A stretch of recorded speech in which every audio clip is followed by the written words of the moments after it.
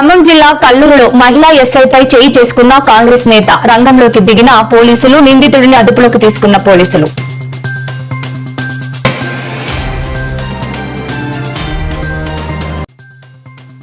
నేడు బక్రీద్ పర్వదినం సందర్భంగా శుభాకాంక్షలు తెలిపిన సీఎం చంద్రబాబు, మంత్రి లోకేష్.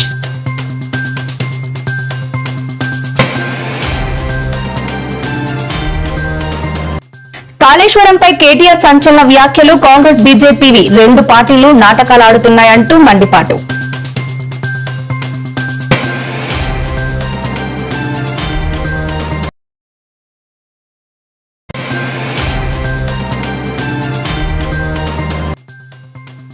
మానవత్వం చాటుకున్న సీఎం రేవంత్ రెడ్డి. 4 ఏళ్ల చిన్నారి సమస్యపై చలించిపోయిన సీఎం. ఉచితంగా సర్జరీకి ఆదేశాలు జారీ చేసిన సీఎం.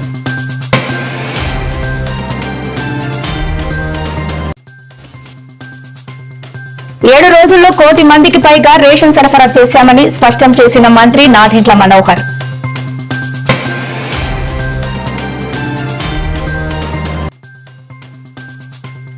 రేవంత్ రెడ్డిపై సంచలన వ్యాఖ్యలు చేసిన మాజీ మంత్రి హరీష్ రావు. స్టాండర్డ్ డైలాగులు మానుకో అంటూ హాట్ కామెంట్స్.